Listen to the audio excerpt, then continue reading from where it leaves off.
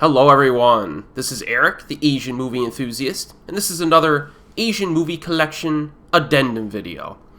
So let's get rolling. Let's mix it up this time. Let's do the Japanese movies first. Then we'll do a few Korean films and then move on to the Hong Kong stuff. The first one, pretty big release in my eyes.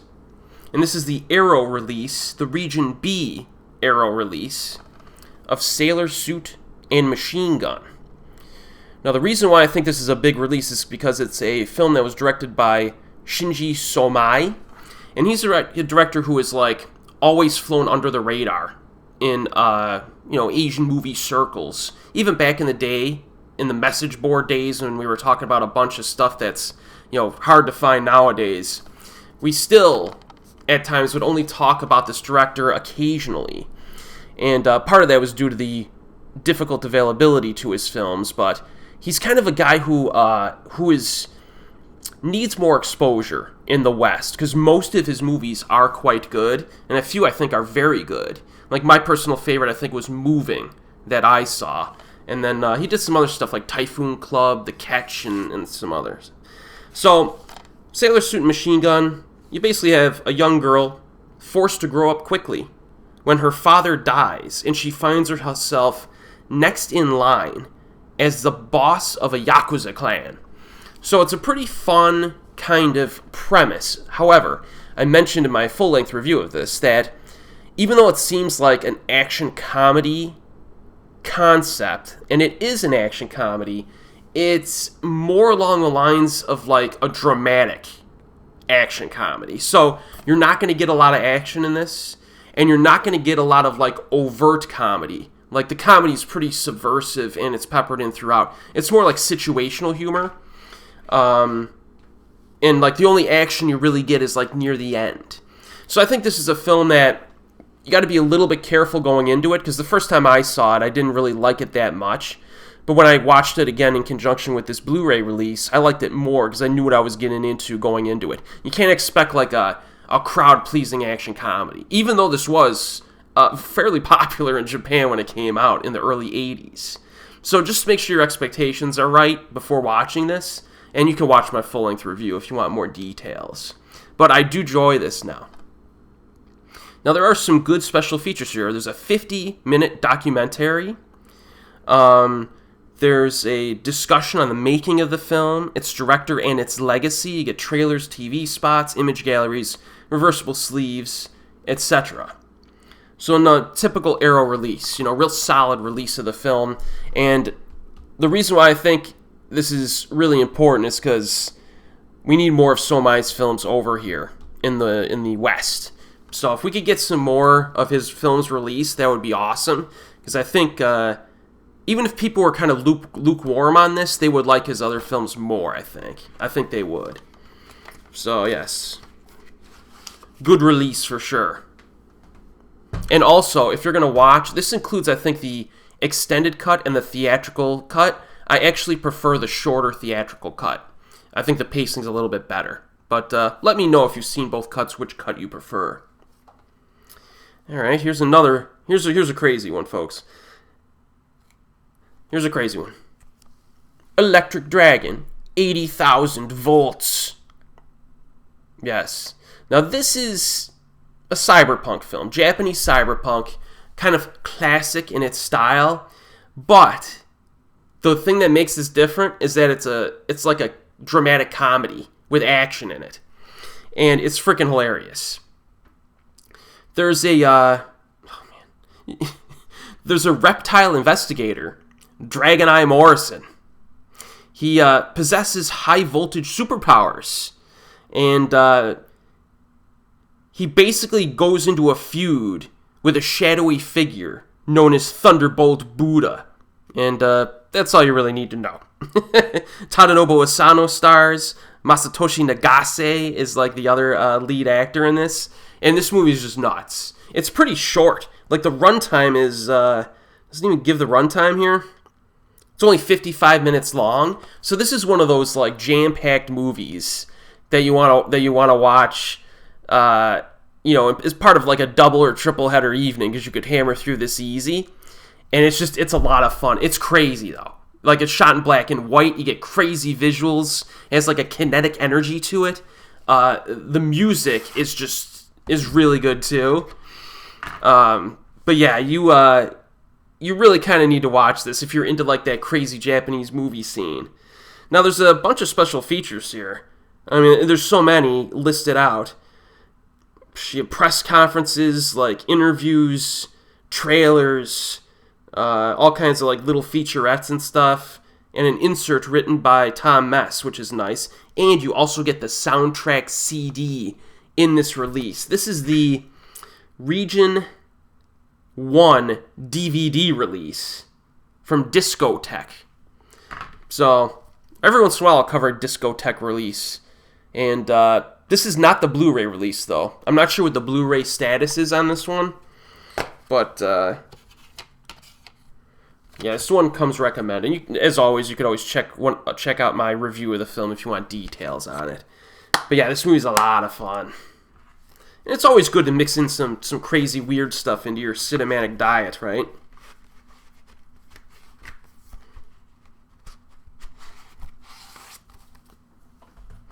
Alright, next. Another one that has some nutty aspects to it. Doberman Cop from Arrow. And this is the Region A release. It's got Sonny Chiba. And I think it was directed by Kinji Fukasaku as well. Yeah, it is. So, I've been watching more Sonny Chiba movies recently because he's gotten quite a few tricked out releases. And the thing with Sonny Chiba is that it's kind of hard to like figure out what movies it is to watch. He's been in like 200 plus films, and only recently have I been really kind of digging into a lot of his stuff because it's just hard to know where to start with the guy.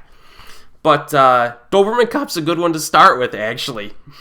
Based on a popular manga, Doberman Cop follows the fish-out-of-water adventures of Joji Kano, a tough-as-nails police officer from Okinawa, who arrives in Tokyo to investigate the savage murder and mutilation of an island girl.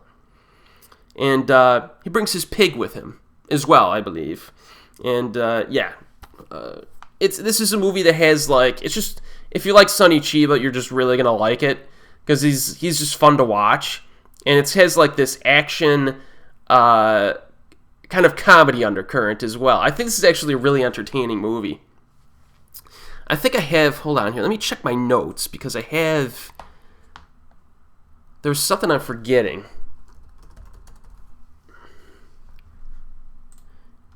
Yes, he brings his pig with him, and the violence is scrappy in this, but there are a few good fist fights, and also there are a few good stunts from Sonny, like rappelling down the side of a building. That's what I forgot.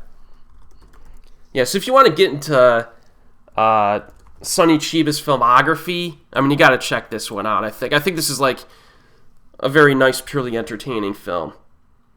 There's some featurettes here with the director, a new video interview with Sonny Chiba and the screenwriter, theatrical trailers, reversible sleeves, you know, the typical solid Arrow release. So, yeah, if you're not familiar with Sonny Chiba's stuff, that's actually a pretty good film to start with, and maybe like the Street Fighter trilogy.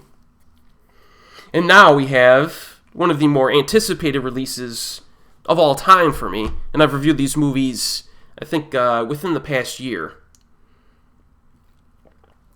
And that is both. I got both releases. The Third Window Films and Error 444 releases of Funky Forest and The Warped Forest. Alright. So, a few of the differences here. The Third Window Films release is all region. The Error 4444 release is only Region A. But the Region A release has the soundtrack for Funky Forest included, whereas the Third Window Films release does not. So, again, I have full-length reviews of these films on my channel. Funky Forest is like, they're both very weird comedies. Very weird. Alright? So you need to be you gotta be up for something kind of wacky and oddball. But I enjoy both films. Funky Forest, you get three loser brothers, are struggling to be popular, but luckily, they get a chance to have a co-ed picnic with some pretty young ladies. and that's all the plot you need, or indeed get. And it flips between all kinds of characters, doing all kinds of nutty things. And that movie was made in 2005, and The Warped Force, made in 2011, is about, what is it about? It's like about these characters who interact within this forest, and it's about their interactions, their crazy interactions. So, yeah, both films directed by Shunichiro Miki, director who has been less active recently, which is kind of a shame, because he has quite a bit of creativity in his films. And the reason why I mentioned that this was like a big release for me is because The Warped Forest is a film that I've been wanting to watch for like 10 years. You know what I mean? When I first saw the trailer back in 2011 with Fumi Nakaido with that crazy gun, I was like, I need to watch this movie, and I've been wanting to watch it forever. And then finally it got released. And the reason why I picked up both releases is that I initially pre-ordered the Error 4444 release, but then that release got delayed, and I'm like, I can't wait any longer. So I got the third window release as well. Between the two films, I think I enjoy Warped Forest a little bit more, actually. But again, I was really kind of looking forward to it. I like the artwork on both, although I will say this is my favorite of all of the artworks, and that is included in the Error 4444 release as well. They're kind of like reversible covers, as you typically find with these things. And the other covers like the Warped Forest poster.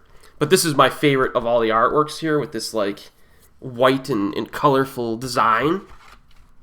I do think that the Error release, I do think it looks just kind of odd. Maybe a little bit awkward, like the artwork on the box cover. Like this, it's just kind of, I guess it works for the movies because they're so weird, but it does look kind of very, very bizarre, very odd kind of artistic choice. But I like how it has like the wooden type of color scheme. Like it looks like a dark wood, which makes sense for Funky Forest and Warped Forest, right? And the film plots aren't really interconnected that much at all, but they're they're forest themed. So here are the two alternate covers that you get in the Region A release, which are pretty neat. I like them. And then, of course, they have the reversible artwork as well. This is pretty cool. Now, the special features, there's a bunch. Audio commentaries with the director, and then for Funky Forest, which had like 3 directors, all 3 directors talk about it. And I think I might have mentioned it in my review that it's really engaging. The audio commentaries on these are good. They might even be, they just kind of, they harpoon their own movies a little bit, talking about some flaws and stuff. Some director cut scenes in HD, some making ofs, and of course the soundtrack on the Region 8 release. So, I mean, if I would tell you to pick one of these 2 releases, I'm not really sure what I would say. I mean, if you're really interested in getting the soundtrack included, obviously try to track down the Region A release. But if you really don't care about the soundtrack, the third window release is really good as well. So, really nice to finally have Warped Forest in my collection, and it did live up to my expectations. Alright, let's do the Korean stuff here. Now, let's do this one first. Now, this is one I've been wanting to cover on my channel for ages, and that's Art Museum by the Zoo. The reason why I haven't done a separate review of this at this point, I don't think I have, is that it's really hard to find. So when I got this Region 3 DVD with English subs, I think it was like the only one on eBay. And I should review this anyways at some point, because, again, back in the message board days, this was like one of the most highly talked about Korean romantic comedies in existence. You know what I mean? And this came out in the late 90s. Maybe a little bit more reserved than like your typical romantic comedy. And, Korean rom-coms are always like superior most of the time just because they're just so well done and usually different from how other countries do it. And in this one, you got Chol Soo returns from the military and finds out that his girlfriend is marrying another man, With nowhere to go, he stays at the apartment over the express disapproval of the new tenant. And, yeah, things kind of go from there. I'll just leave it at that. But this has got Shim Yun-ha and Lee Seung-jae. So, two good actors, and I remember this being quite pleasant. I haven't watched it in ages, so maybe I will do a review of this in the near future, and, you know, you just have to track it down any way you can. No real special features, I don't think. But yeah, this is the legit art museum by the zoo. And then the other Korean release I got, again, another DVD release, Region 3. That's how I get most of my Korean movies now, Region 3 DVDs. And this is one that has grown on me. All right? Nowhere to Hide. Nowhere to Hide. Now, this has got a pretty solid cast in it, too. Man, you know what? I got to look up these guys' names because I got to do them justice. There's the thing with this movie is that the director is a guy who I always considered to be like style over substance. All right, and some of his movies got on my nerves. He did a movie that was like an action flick, period flick, and I thought he shot it horribly. There was like a few other films that really, I did not like his directing style. And then I watched a few more of his films that were pretty good, and then he started to grow on me a little bit. And then finally I rewatched this again, and I kind of appreciated it more than I did previously. You know, this is kind of like, it's a weird tone to this movie, man. It's kind of like goofy at times, but it kind of supposed to be. You know? It's like one of those movies. I didn't really know how to feel about this the first time I saw it, and it frustrated me with kind of its oddball styling. And the director is Lee Myung-si, and this stars An Sung-ki, who's a fantastic actor, Park Jung-hoon, and Jang Dong-gun. And, yeah, I like this movie now, so I have to do a review of it and kind of give it the justice it deserves, I think. But I'll go into more details when I eventually review it. But it is an odd film, and I understand why I didn't really click with it the first time I saw it. But man, this is a director I used to kind of lambaste pretty regularly, and he's growing on me. No special features really on this at all. None. Now, he directed, just to give you an idea, he directed, what else? M, which is, you know, a good flick. And I also added that to my collection recently. You'll be seeing that. It keeps going to IMDb, man. And Nowhere to Hide. And then Hyung-sa is the other one. Yeah, The Duelist. That's the one I hated. That's the one that got me on his bad side. I hated how the action was shot in that. But maybe now I should rewatch that, because now I like Nowhere to Hide. So again, I'll give you more details in my review. But yeah, that's one that kind of surprised me. I actually enjoyed it this time. And now let's go to the Hong Kong releases. There's a few. Let's get to this one here. Caught in Time, which is a recent film with Daniel Wu. And I'm a big Daniel Wu fan. I think he has a lot of screen presence. This is an action flick. Basically, you have this detective who's cracked many cases in his career. And after moving from a small town to a metropolitan area, he encounters Eagle, played by Daniel Wu, who leads a gang of robbers who committed multiple deadly heists, and he tries to take them down. In this movie, you know, not a great film. Caught in Time, not great. There are a few unrealistic aspects, but I think it's good. It's a good flick. There's a good fight at the end to finish the movie off, and there's a weird scene involving safe cracking that I'm not sure is entirely realistic, but it was entertaining to watch. They use, like, physics or something to explain how it could work. But I'm not sure it's entirely convincing, but it was pretty cool. So this movie, it has its moments. It does, but it's not like an elite Hong Kong action flick. And this is the Region A Hong Kong release, but if you want a pretty good recent Daniel Wu flick, you could do worse than this. And then 2 big releases. We got 2 big releases here. We got one UK release, Region B from 88 Films. You get a little spicy maybe here. Get a little spicy. I can show this. There's not a whole lot of nudity or anything on this. Little Black Cat with Jade Lung. And again, this is another film. The first time I saw it, I was like, man, this is just a La Femme Nikita ripoff, man, isn't it? But second time I watched it, I enjoyed it a lot more. So that's how I am sometimes. Now, this is basically, as I said, kind of like La Femme Nikita. You get a girl, she's recruited by like an underground agency to like do assassination hits and stuff. And it's kind of like the Hong Kong version of it. And I think, if I remember correctly, in my review of this, I mentioned that the director tried to get remake rights, but he couldn't get the remake rights, so he just decided to rip it off. Which kind of defeats the purpose of requiring rights in the first place, right? If you could just do it anyway, rip it off anyway. So, but it's still a pretty good flick. I do like it. And I will rewatch it on occasion for sure in the future. This is actually a really nice release as well. I remember there's some good commentaries on this. You got a commentary with Mike Leader and Arnie Venema, and then a commentary with Frank Zhang, who's always good. Trailers in this, some reversible sleeves, and some other special features.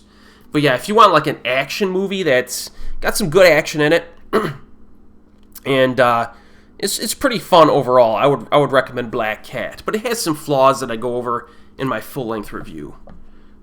And then there's this nice booklet in here as well. Nice book, The Black Cat. Now, I'm somebody, and I might be the minority, but I like the sequel to this more than this. Because the sequel feels like a Hong Kong action movie from the early 90s, whereas this kind of does. You know what I mean? It kind of does.